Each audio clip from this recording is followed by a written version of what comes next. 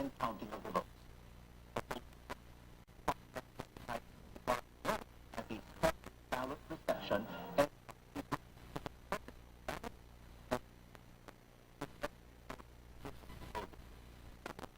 the counting of the votes.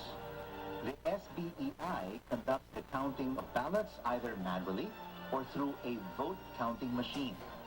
Who conducts the canvassing of votes? The Commission on Elections deputizes a body known as the Special Board of Canvassers to conduct the canvassing.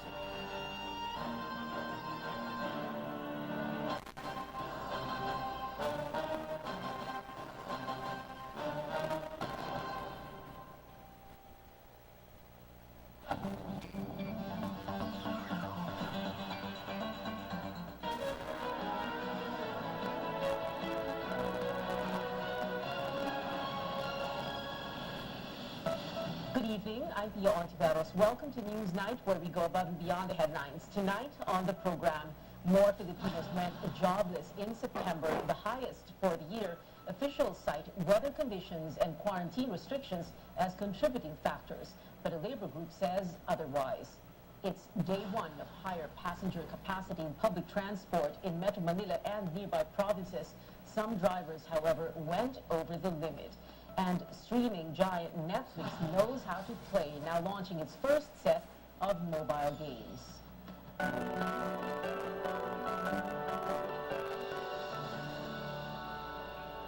More Filipinos were out of work in September despite Metro Manila's relaxed COVID-19 restrictions. The latest statistics show there were 4.25 million Filipinos who lost their jobs. That is 370,000 more from the 3.88 million in August. The rise in the number of jobless peaked at 8.9%, the highest so far this year, when the Statistics Agency began holding the labor survey on a monthly instead of a quarterly basis. The Philippine Statistics Authority says retailers, malls, schools, and government added jobs in September in sync with relaxed COVID-19 restrictions, but those gains failed to offset job losses in other key sectors, including agriculture and manufacturing. Farmers lost jobs because of unfavorable weather conditions and the end of the harvest season. Factories also shed jobs, especially makers of clothing, apparel, bread, and carpets. Mayroon tayong MECQ nung September 1 to 15, tama kayo. Tapos nung September 16 to 30 ay nagkaroon tayo ng pagbabago, naging alert level 4. Yung malaking nag-contribute kasi, I showed it kanina, yung ating agriculture sector, no, dahil dun sa weather. So, isa yon sa mga contributor bakit bahagyang tumaas yung ating unemployment rate. So, may mga ibang underlying factors aside from the stricter restriction. But for the Trade Union Congress of the Philippines, or TUCP, another reason for the rise in unemployment was the so-called no jab, no work policy, which the labor group claims is implemented in a number of establishments. It says the practice is discriminatory against those who are still unvaccinated. Meanwhile, Socio-Economic Planning Secretary Carl Chua says September's figures were expected. He explains most areas in the country were under stringent and blanket quarantines when the survey was conducted from September 8 to the 28th. Chua says better numbers may be expected this October with the full impact of granular lockdowns in the capital region. Now, the 70% passenger capacity limit on jeepneys, buses, and trains in Mega Manila begins today. But as our correspondent Rex Remita reports, many drivers were caught violating the policy early on. It wasn't yet sunrise, but many public utility vehicles were already full of work-bound passengers. Unlike in the past 20 months, when PUVs were almost empty due to COVID-19 travel restrictions. Beginning today, jeepneys, buses, and trains are allowed to fill 70% of their passenger capacity. The increase is seen to alleviate the plight of a transport sector reeling from soaring fuel prices and to accommodate more commuters as more businesses open up. As expected, there were many violations, like this driver caught overloading his jeepney along Commonwealth Avenue in Quezon City. Huwag naman natin abusuhin ang binibigay sa atin. Nasa inyo pa rin po yan. Huwag natin itakbo yung jeep pag ayaw nila sumunod.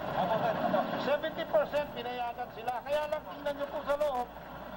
Meron pa nakaupo sa gitna ng jeep, which is a direct violation na po yun. But enforcers let them off with just a warning. After all, it was just the first day of the policy's implementation. But they vow to issue tickets in the coming days as drivers become more familiar with the guidelines. Indeed, there was some confusion, like this driver caught exceeding the 50% allowed capacity for UV Express units. He thought his van was included in the 70% passenger capacity limit. Kaya kayo pinara kasi puno pa rin kayo. Hindi po tayo kasama sa 70% na capacity. 50% pa rin po tayo, ha? Passengers were also reminded about observing physical distancing. Their shoulders must not touch, must always wear face masks and face shields, and no phone calls. Bus passengers were not allowed to stand along the aisles.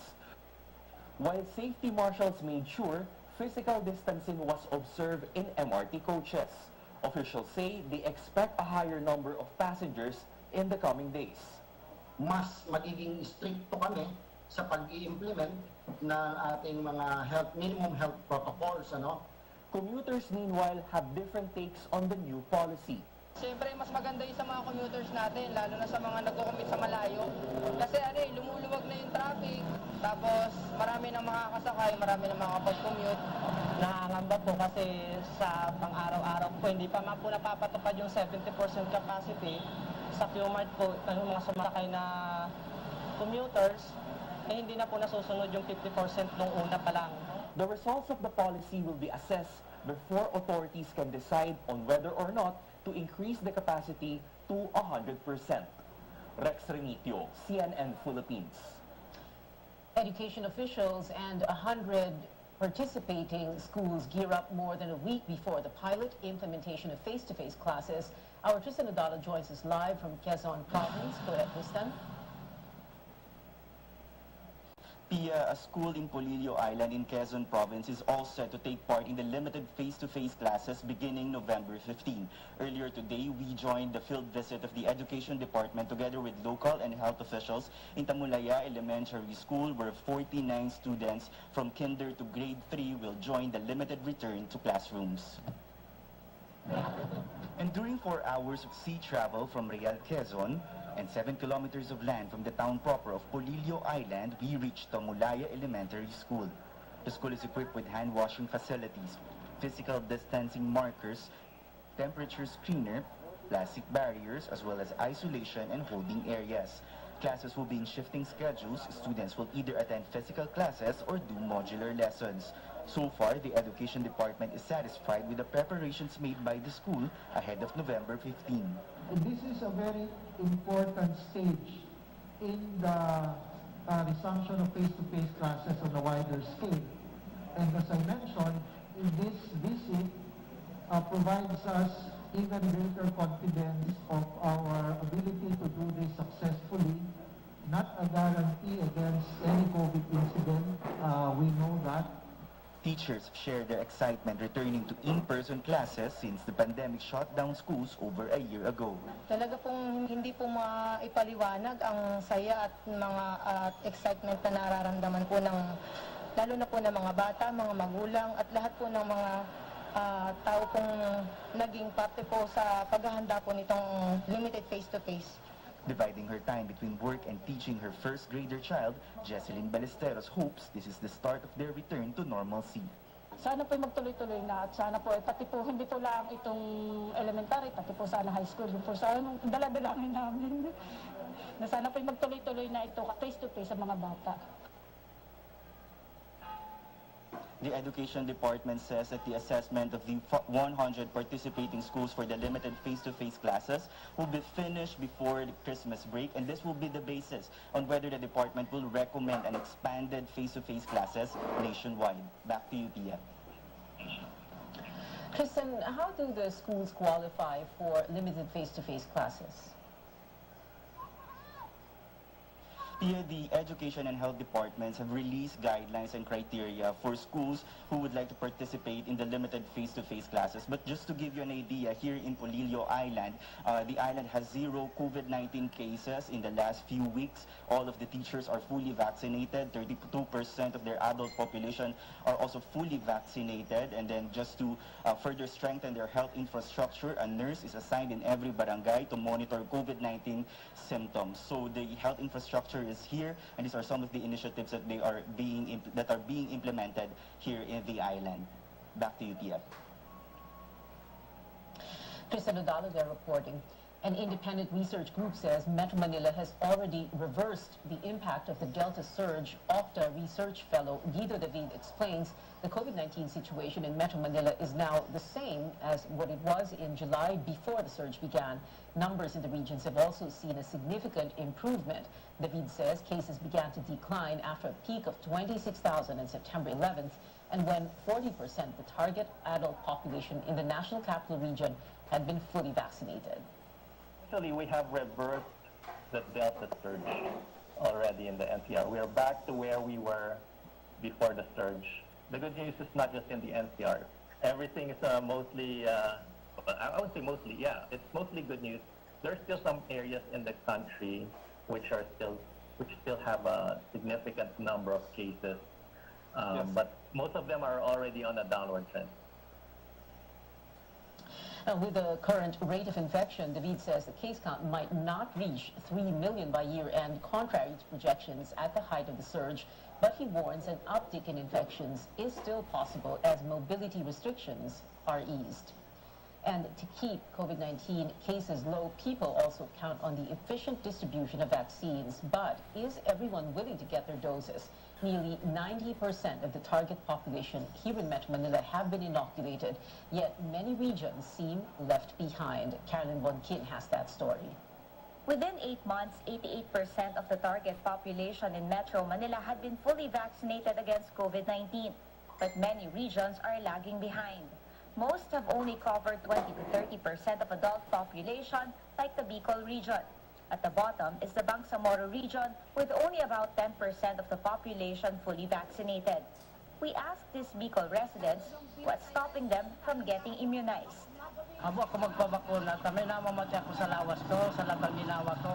Wala po akong balak magpabakuna. Pasaksakan ako ng isang bagay na wala naman po kasiguruhan yan.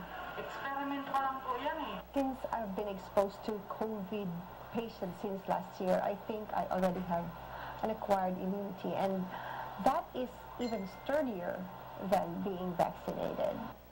National Vaccine Operations Center Chief Mirna Kabutahe says vaccine hesitancy remains a challenge. A survey shared by the Health Department shows at least 1 out of 5 people in these regions are vaccine skeptics. There was no available data for other areas like Bicol, Caraga, and Bar. But the primary concerns cited are safety and vaccine efficacy.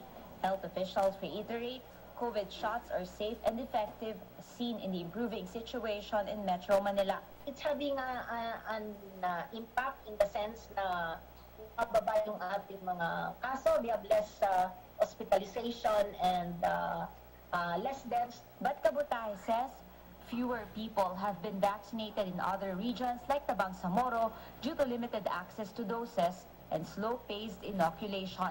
Only selected brands may be used in far-flung areas due to lack of freezers, while some indigenous groups are often on the move, thereby missing their second dose. Other regions failed to fast-track their vaccine rollout despite having more supplies. We have enough vaccines. Ang aming policy ngayon, we will give them 1 week supply para mai-job nila. The health department is encouraging local governments to give incentives to the fully vaccinated in the hope of vaccinating 77 million Filipinos by end of November. Kung hindi ka makuha sa moral persuasion, baka makuha sa incentive and disincentive. A few months ago, several local governments gave out groceries, while the health department has an ongoing raffle for cash prizes just to encourage people to get vaccinated. In other areas, there are perks like discounts, indoor dining, and ease in travel requirements when you are vaccinated. Caroline Bonkin, CNN Philippines. Local chief executives may have some explaining to do after Interior Undersecretary Jonathan Malaya disclosed that millions of daily vaccination reports have yet to be submitted to the national system. Malaya says 30% of LGUs do not give inoculation numbers consistently. The department is finalizing the list of officials who could be issued show-cause orders. Dahil nga po sa delay na ito, meron po tayo mga 10 milyong vaccination data ang hindi pa uploaded doon sa system. Kaya minabuti po ni Secretary Anyo na isama ito doon sa mga datos at mga responsibilidad ng mga local government units. No? Posible po na mag-issue na ng show-cause order ang DILG laban sa mga LGUs na ito na hanggang ngayon ay hindi pa rin nagsasubmit ang updated data. An Indian drug maker's homegrown COVID-19 vaccine approval from the World Health Organization. The agency granted an emergency use listing to Bharat Biotech's Covaxin, saying it met standards for protection against the virus. The decision was delayed after the WHO Technical Advisory Group sought additional clarifications from the firm.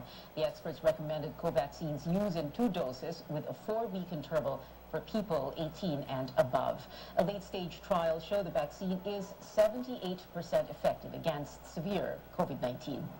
Coming up on Newsnight, more details about government medical supplier Pharmalee's alleged tax evasion as the Senate panel resumes its probe.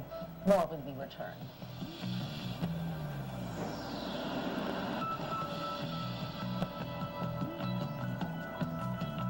Love is all about time. Di minamadali ang pagpapasarap. Like the love in every Pure Foods ready to eat. Slow cooked and ready in 8 minutes. Para may time ka sa mga mahal mo. Because love takes time. Kabilang ba kayo sa mga Pilipino na nahihirapan sa mga transaksyon dahil wala o kulang ang mga valid IDs? Huwag nang mag-alala dahil narito na po ang PhilSys, ang identification system ng bawat Pilipino. Para sa Step 1 registration, pumunta lang sa register.philsys.gov.ph para makapag-register sa PhilSys online. Ito ang PhilSys, ID natin to.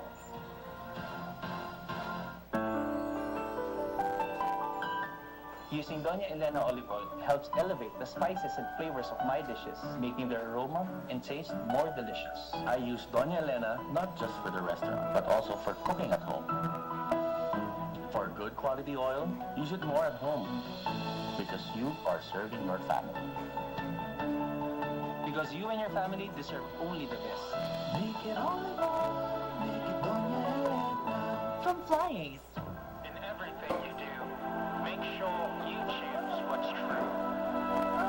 We always follow our hearts, so true adventures come our paths. Dreams and aspirations, giving spark to all our passions. Stay true and you know what to do. And use the bonds that are true. We choose what's true. We choose GSM Blue. Choose what's true. It's all about GSM Blue. Choose what's true. Choose what's true. Dahil ito ang GSM Blue.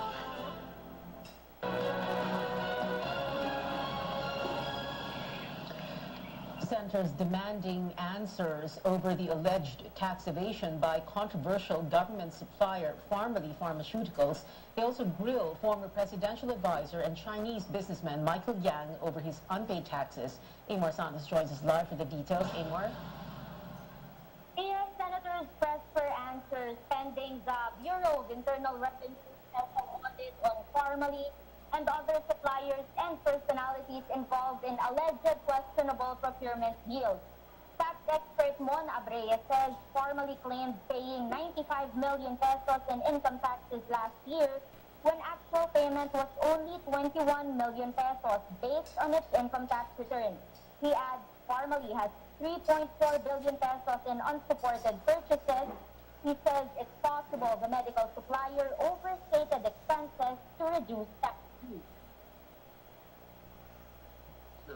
Because doon po lalabas ang kalokohan.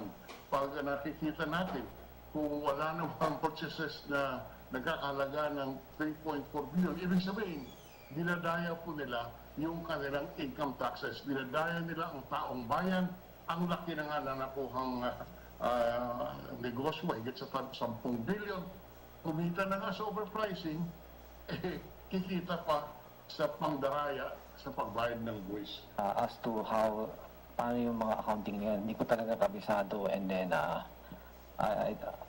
I cannot comment on it kasi we are to inform the committee, we're under investigation of the PRO also. Abrea is facing a complaint before the Professional Regulation Commission. Senators Richard Gordon and Kiko Pangilinan see it as a first harassment suit and express support for the resource person. Meanwhile, Formali's alleged financier, former Duterte advisor Michael Yang, insisted he was not required to file ITRs as a Chinese national. He claimed he did not earn any money in the country before 2018 and that he only relied on financial help from family and friends. Gordon says these are all lies. He recalls Yang previously admitted to trading clothes and other goods in Davao City between 2005 and 2007. Dargani has refused to produce them because doon po lalabas ang kalokohan. Pag nakikita natin kung wala namang purchases na nagkakahalaga ng 3.4 billion, ibig sabihin, dinadaya po nila yung kanilang income taxes. Dinadaya nila ang taong bayan. Ang laki na nga na nakuhang negosyo, higit sa 10 billion. Kumita na nga sa overpricing, kikita pa sa pangdara. Wala yan eh, 1999. Umpisa ka, nagnegosyo ka 2005. Alright? Hindi mo tinedeclare yung taxes dapat bigay mo. Nakakahingi ka ng pera. Cam cheat ka nga eh, cam cheat. Nagpaparasite ka sa kanila kung totoo yan. Hindi ako naniniwala doon sa sabi mo. Sabihin from the very beginning, nagbebenta ka na. Gordon slightly deviates from the issue, saying President Duterte began being soft on China when Yang was his economic advisor. He asked Yang if he's an agent of the Chinese Communist Party, and the Chinese businessman denied it. Back to you. More officials from the Executive Department and other personalities again skipping today's hearing upon President Duterte's orders. What did the senators have to say about this? Yes, it's actually the fourth time that officials from the executive were a no-show. Senators are now preparing a petition before the Supreme Court against President Duterte's memorandum. Gordon says if there would be any delay in the hearing, President Duterte is to blame. The Blue Ribbon Committee also cites in contempt former Procurement Service Head Lloyd Christopher Lau. Gordon says Lau is now a private citizen, so he's no longer covered by Mr. Duterte's order. Meanwhile, formally officials Mohit and Twinkle Dargani have not yet been arrested despite a warrant issued by the SEC. Amor Santos there reporting. The late communist leader George Madlos, also known as Ka-Oris, was found positive for COVID-19. Madlos, a top commander of the New People's Army, died in a gunfight with government troops in Bukidnon last Saturday. The military says Madlos's body was cremated Tuesday following the release of RT-PCR results. It adds April de la Peña, the medical aide who was killed along with Madlos, also tested positive for the virus and was cremated. The Communist Party, which earlier called for an independent autopsy on Tuesday following the release of RT-PCR results. It adds April de la Peña, the medical aide who was killed along with Madlos, also tested positive for the virus and was cremated. The Communist Party, which earlier called for an independent autopsy in the remains, questioned what it says was the unilateral decision to cremate the bodies. Guidelines on the handling of a COVID-19 positive fatality state the remains should be cremated within 12 hours after death. But the CPP-NPA accused the military of trying to get away with murder by burning all evidence on the pretext of COVID-19 protocols. Now, government officials commending ground troops in Mindanao following the recent killing of Madlos, as well as a leader of a radical group. In my 1-on-4 interview with the Armed Forces Chief of Staff and the 3 major service commanders, Army Commanding General Lieutenant General Andres Centino explains how significant this is for the government. The death of Ka-Oris is very significant, considering that he's been the head of the Commission Mindanao for so long a time. He has been the spokesperson, and he has also been a member of the National Operations Command of the CPP-NPA. Para siyang Chief of Staff? Yes. Napakalaking position, and he has directed practically lahat ng mga atrocities committed by the NPAs in Caraga and Northern Mindanao. And I'm sure that with the death of Caoris, we will see a significant beginning, perhaps, of the collapse of the communist terrorist group in that area. General Sentido, just recently a Daula Islamia leader was killed. So you had the Caoris and then now itong si Salahuddin Hassan in Maguindanao. Is this also very significant for you? Yeah, very significant is the neutralization of Salahuddin Hassan. He used to be the head of the Al-Kubar group operating in central Mindanao. He was a student of, or a protege of the late Malaysian terrorist Marwan. And that Hassan, his group was responsible for the series of bombings in central Mindanao, in Cotabato, even in Davao, and public market bombing in Davao last 2016.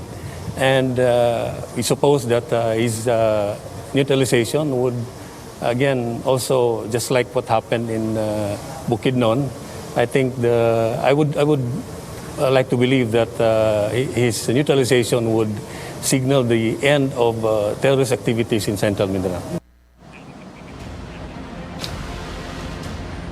Catch the premiere of the CNN Philippines special presentation, The Generals, on Saturday, November 6 at 7 p.m.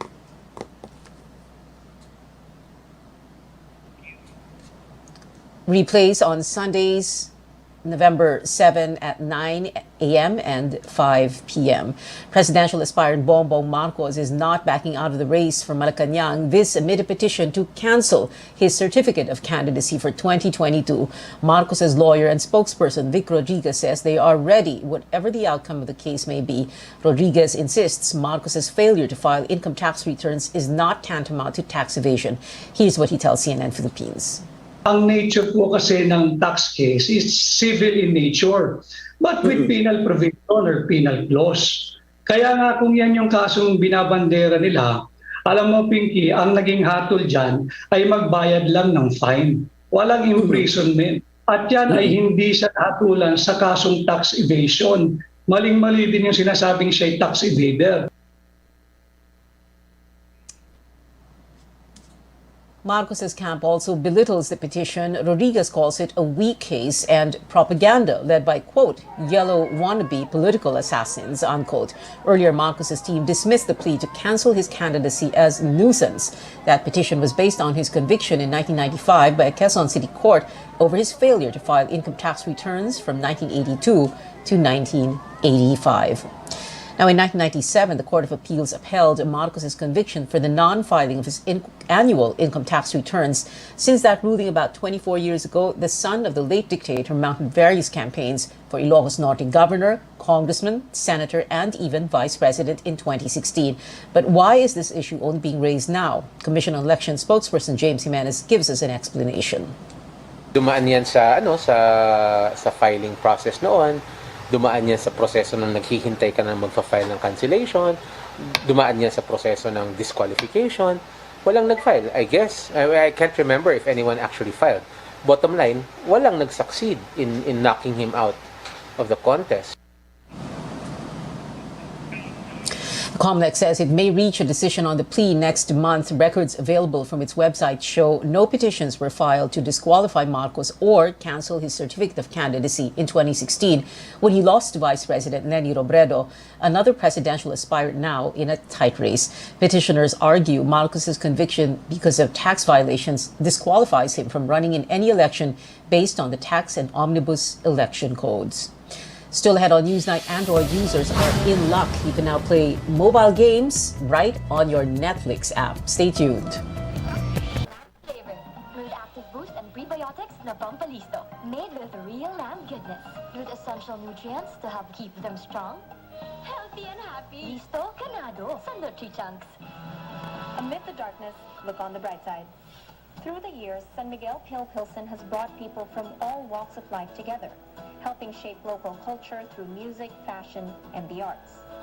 This holiday season, to commemorate the brand's timeless taste and signature style, this iconic Filipino beer is releasing a limited edition Iconic Can, featuring a collaboration between two award-winning visual artists.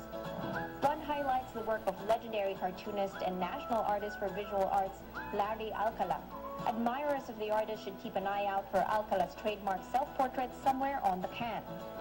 Alcala's son Laura says this was the artwork done by his father for the San Miguel Beer Centennial celebration many years ago and has now become a collector's item. Alcala's design is paired with the work of National Book Awardee Rob Cham. Fans of his popular silent comics and illustrations can add this iconic can to their collection. For this can, I made a pattern where it was Filipinos just sharing a beer with each other and drinking and celebrating being Pinoy. The limited edition San Miguel Pale Pilsen Iconic Can is available in select supermarkets and convenience stores, as well as SMB delivers until December 2021. The perfect beer regalo for this holiday season, the Iconic Can showcases how San Miguel Pale Pilsen continues to connect and bring people together across time and distance. Dahil with San Miguel Pale Pilsen, kahit kailan, walang iwanan. I'm Sam Sudwani, CNN Philippines.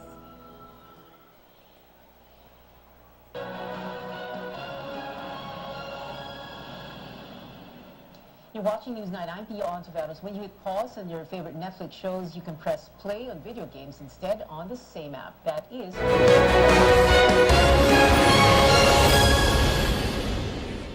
You're watching Newsnight. I'm Pia Ontiveros. When you hit pause on your favorite Netflix shows, you can press play on video games instead on the same app. That is, if you are an Android user. The streaming platform just launched its first set of mobile games for Android phones and tablets. Two are based off hit science fiction series Stranger Things. The other three are Shooting Hoops, Card Blast, and Teeter Up. Netflix says iOS support is coming soon. But as the company says hello to video games, it's also saying goodbye to one of its top shows. The biggest heist in the world is coming to an end, but will they pull it off? The trailer for the final season of Money Heist just dropped, and it leaves a couple of hints for fans on how the professor will fight to get the gold, and more importantly, his team out of the Bank of Spain. Money Heist beyond the headlines.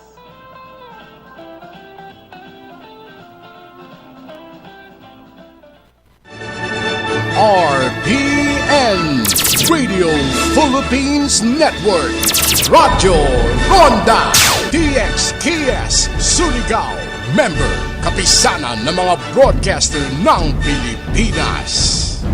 Every city or town center all over the country, you'll find a city hall or a municipio, the flag in front of it, a church and a plaza, and not far from the poblacion or right smack in the middle, a basketball court.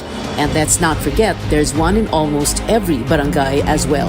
Proof positive of the Pinoy passion for this team sport, where players are revered as showbiz celebrities, fueled by fans and fandoms. But what is it about players and coaches that make them want to transplant set skills, talent, and team dynamics from the basketball court to the political arena? It shouldn't be enough that popularity translates to votes. And if basketball is a game they love, will or do they enter politics with the same eagerness and fervor for people they will or do serve?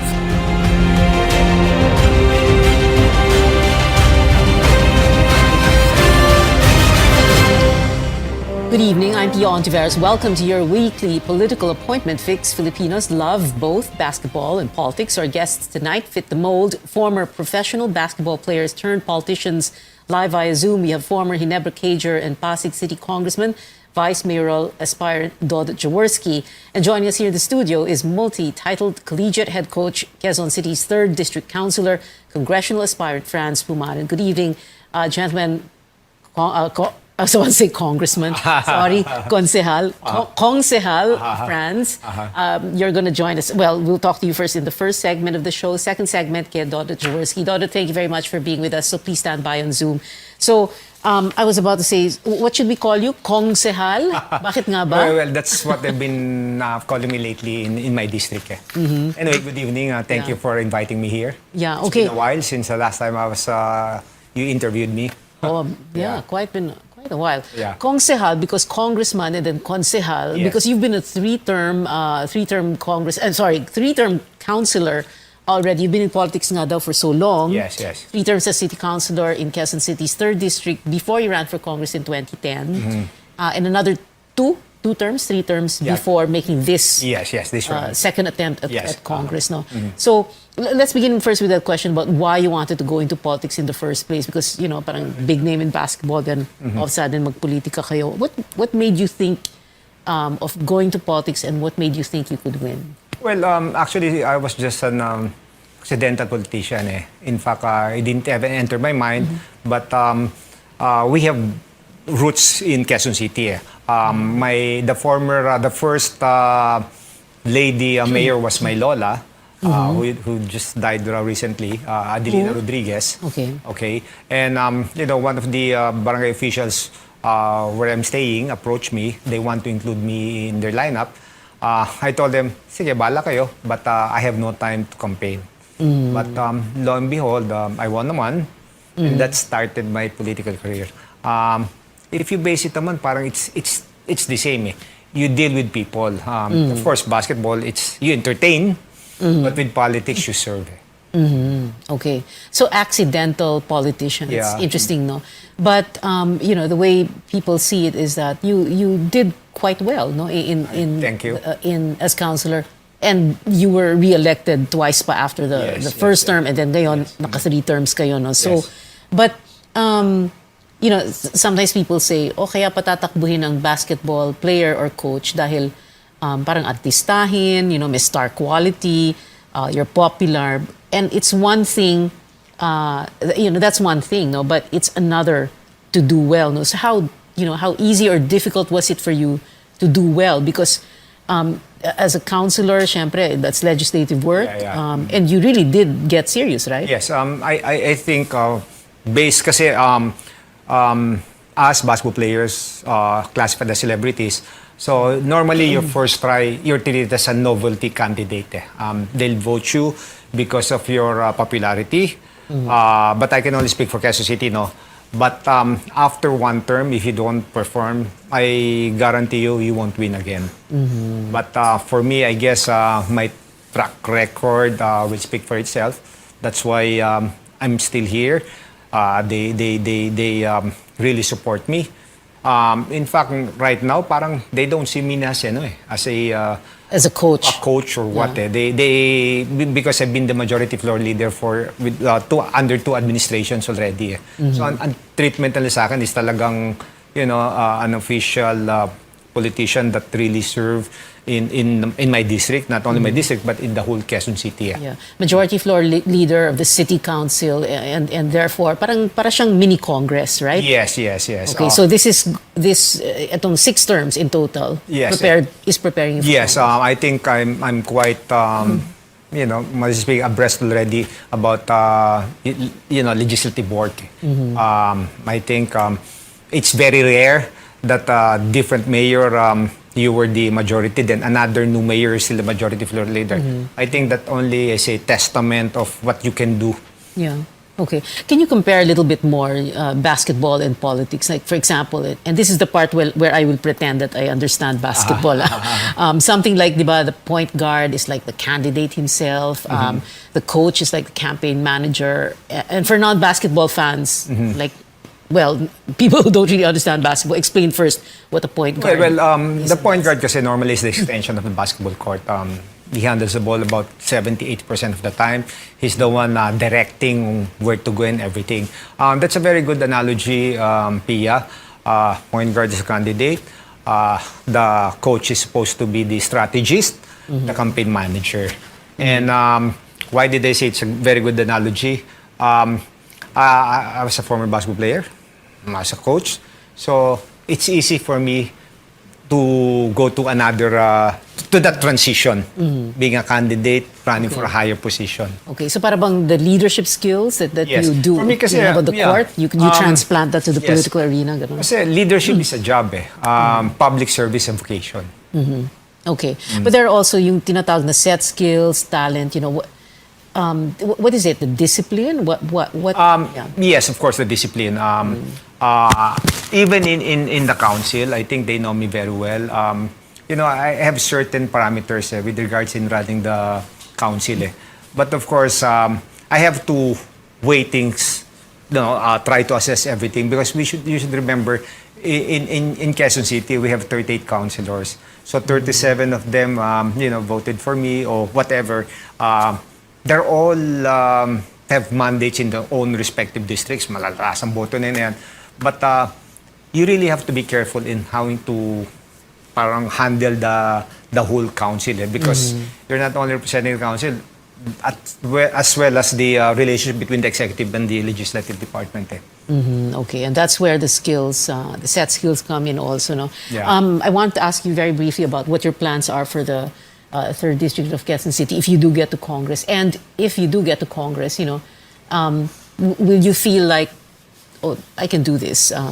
Because nga parang mini Congress ang City Council. Ako, honestly speaking, I think I'm quite confident that I can easily adjust if, God's will that I'll get elected.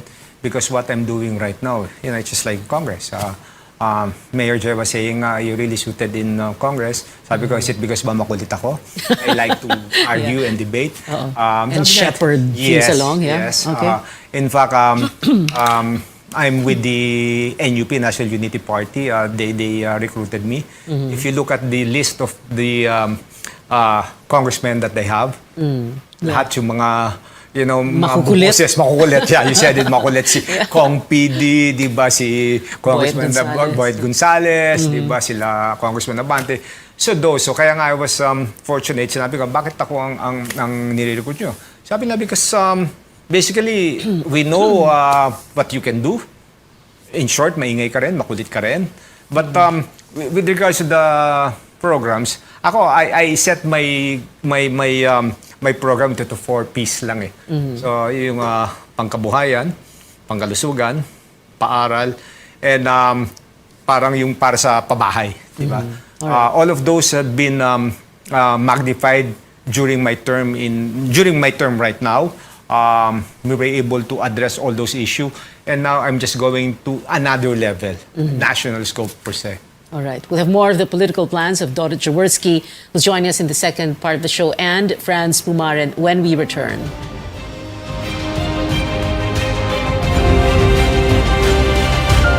Protektahi ang imong mga mata batok sa delikado ug makadaot nga ultraviolet nga silaw sa adlaw ug uban pa. Pinaagi sa pagsulob og eksakto nga prescription sa antiyohos o antipara. Likay ang mga simptomas sama sa hanap nga pananaw sa layo o duol nga basahon, sakit sa ulo ug uban pa nga makaapekto sa atong kahimsog nga ang hinungdan depekto sa atong mga mata. Alang sa kumpleto nga primary eye care, contact lenses, fashion eyewear, computer eyeglasses, sunglasses, accessories ug uban pa, adto kita sa AG Buñuel Optical Clinic. Ang AG Buñuel Optical Clinic nagpahinumdum kanato nga ang kahimsog sa atong mga mata usa ka prioridad nga angay ipa-check up kausa matag tuig aron pagsiguro nga luwas kita sa piligrong mga sakit. Pinaagi sa lisensyado og qualified optometrists nga maoy mo prescribe sa eksaktong kagamitan ug kung primary eye care ang paghisgutan. Duaw lang silang buhatan sa 3636 sa Nicolas Street, Surigao City ug adunay ilang extension office sa Aurelianida Street, Cantilan, Surigao del Sur. Ayaw kalimti higala, AG Buñuel Optical Clinic. Ang AG Buñuel Optical Clinic doon na branch dito sa lungsod sa Dapa sa may Lupis Haina Street, Poblasyon Dapa, Surigao del Norte. Ang AG Buñuel Optical Clinic dinhi sa syudad ng Surigao no transfer na sa bag-ong location sa Nicolas Street Ragyahapon, tapad sa Garcia Hotel at bang sa Unicity. Ang Riverside Parts Master Incorporated na sa ilang bag-ong location sa Dalan Burgos ning atong syudad. Mahimo niyong tawagan sa telephone number 231-7478 or 826-3663. Mga produkto nga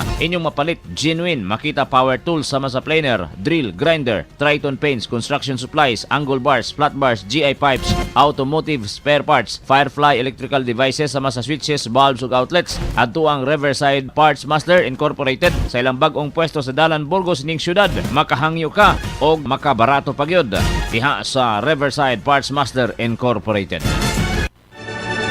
RPN Radio Philippines Network, Radyo Ronda DXKS Surigao, member kapisanan ng mga broadcaster ng Pilipinas.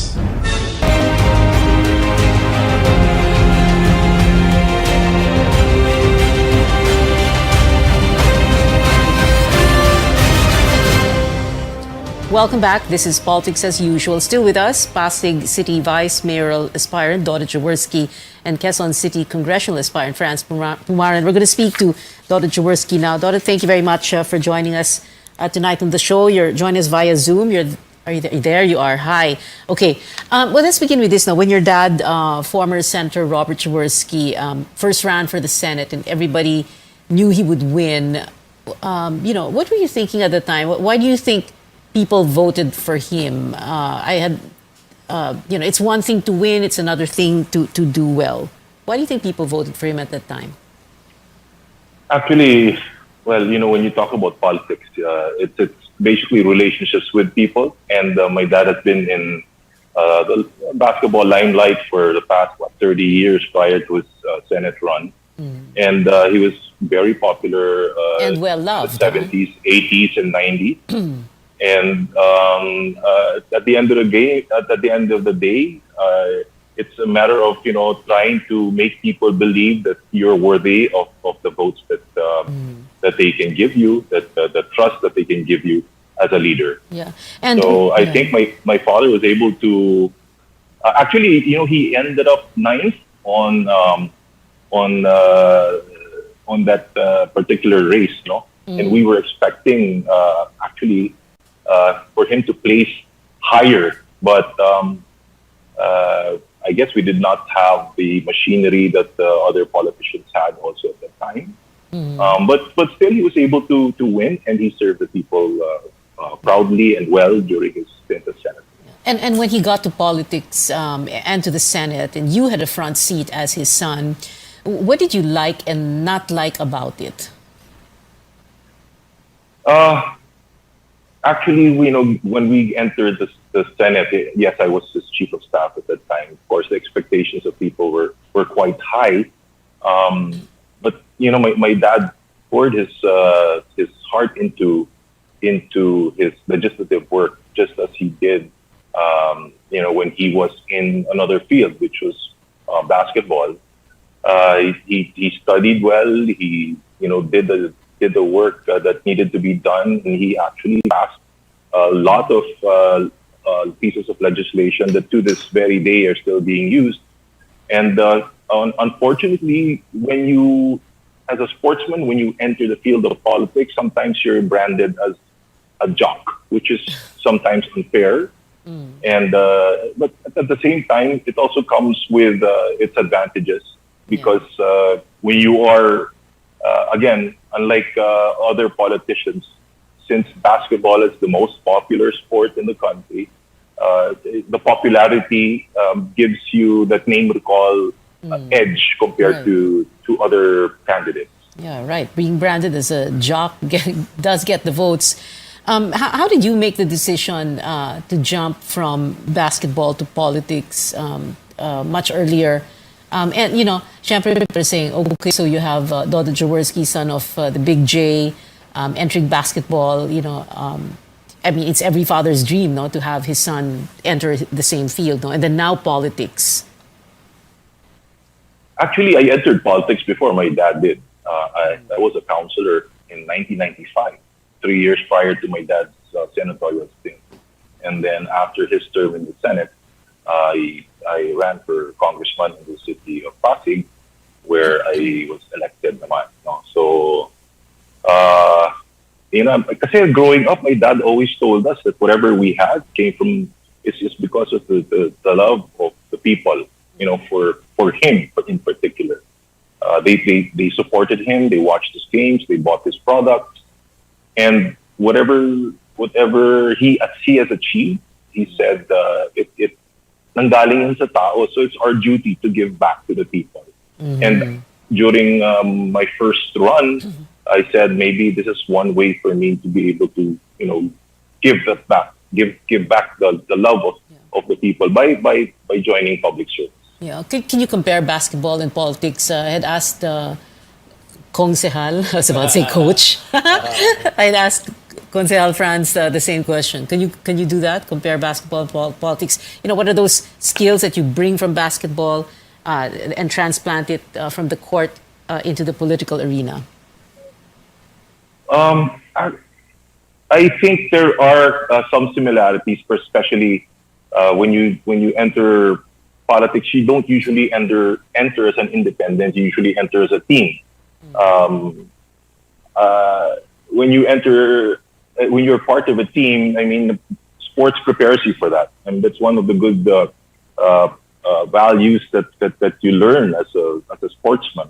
And you get to, again, it's dealing with people. It's being able to communicate with people, because when you're after the game, for example, after a basketball game, my dad always taught us that you have to spend time with the fans that watch you. You have to listen to them because they came out there to support you and cheer you on.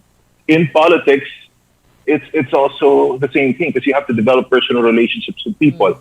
You know, it's a misnomer to believe that just because you're popular, people will vote for you. Especially at the local level, politics is all about relationships. So you have to build that trust with the people. You have to be able to, be able to touch them in their own communities, and be able to relate to them, be able to hear them out, be able to, listen to their problems, and hopefully come up with solutions also for them to know that who you are as a person, what you stand for. So again, it's building relationships and building that trust. And now, though, that you're making a bid for the vice mayoralty post in Pasig as running mate to Vico Soto, how confident are you about winning? Well, every time you enter an election, you put yourself in the hands of the people. I mean, that's the essence of democracy. As far as my confidence is concerned, I was asked kasi by Mayor Vico to join his team early on this year. I mean, I admit that I was the last one, I was a latecomer in the game. But if there's one thing that I realized is during my former stint as congressman, I've been going around now, and people are still my old friends and leaders, the people that I've been able to help in the past. They remember the goodness that you've done, and they don't forget. And they're the ones who are egging me on and supporting and organizing for me now. And that the support has been overwhelming, and I'm very happy that things are going the way they are now. And slowly but surely, we're going to keep working. And again, if it's God's will, then hopefully we'll come out victorious with God's help. We'll be back after a short break. This is Politics as Usual. Stay tuned.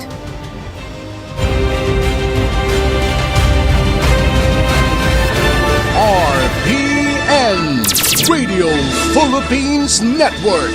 Radyo Ronda DXKS Surigao. Member, kapisanan ng mga broadcaster ng Pilipinas.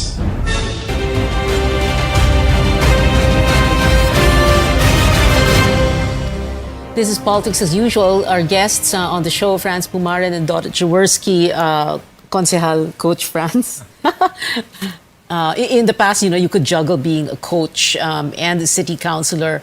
And then this February, you decided to leave the Adamson Falcons as head coach. And by the way, you made the Final Four, no? The UAP because of you, I suppose. Thank you. So that you could go into politics full time. Yes. So there is no turning back na ba? And why go into politics full time? Wala na ba talagang turning back? And what happens? Sorry, daming kong tanong all at the same time. What happens if you lose? Are you going back to coaching? What goes? Well, first of all, during this pandemic, it made me realize a lot of things. I was able to immerse myself with my constituents. The pandemic response. It made me see the whole picture. That they need somebody, a new voice that can really totally represent the district. Why? Yung karibal mo, the incumbent, is not representing the district? I don't want to comment about that, no? But like what you said, you covered you covered before in Congress. That's why you are called representative, because you represent the district. They are the extension of your constituents. You're the voice of your constituents. So they need a bigger voice in Congress to pass some legislative measure that can benefit the district per se. Okay. And you are very confident about winning? Well, I don't know if confidence the right word. Maybe the right word is I'm prepared for for next year's battle. Nice word, prepared. Dr. Jaworski, I wanted to ask about your dad since we were talking about him kanina pa, no? How is he doing? He has this rare blood disorder or something, no? But we saw him very briefly in a video message when he was honored with commemorative stamps. So how is he doing? What is the prognosis? Actually, he does have a blood disorder, but I can't really say that it's a rare blood disorder because we don't actually know what's actually wrong with him. The fact is that he has elevated ferritin levels, iron levels in his blood, and the cause of which is still unknown. We have sought the help of professionals, doctors both here and abroad. Unfortunately, we are still at a loss. There have been no particular diagnoses on what is actually wrong with him. So that's why we continuously ask for prayers so that hopefully we'll be able to find a solution to his issues, health issues. Itong run mo for vice mayor, is this it for you, or will you want to go for higher office? Actually, as I did not have any plans actually of going back to politics in this particular election next year. Again, Mayor Vico asked me to support him and help him run as his running mate. And, I started fighting for reforms 15, 18 years ago, actually, when I ran for Congress, and subsequently I ran for mayor. Unfortunately, things didn't fall my way during that time. But again, things all happen in God's time. Mayor Vico ran alone in 2019, and he won.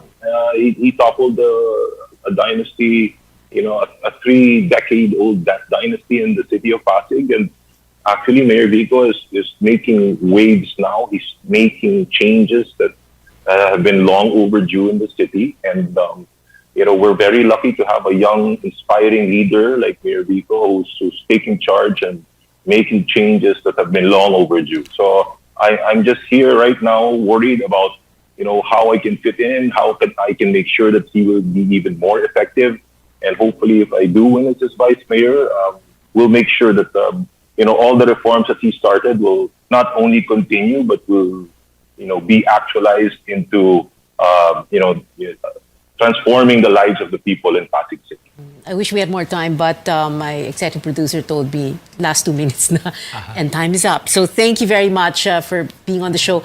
To Dr. Jaworski first, thank you, sir, for being here, and Franz Pumar and Kong Sehal. Thank you very much. I won't call you coach na. We've been told before, don't talk politics at the dinner table or the family reunion or in Viber groups and risk digital warfare. But we can talk about it here at this table on this show, your weekly political appointment fix, politics as usual. I'm Pia Ontiveros. See you back here next Tuesday, 8:30 p.m.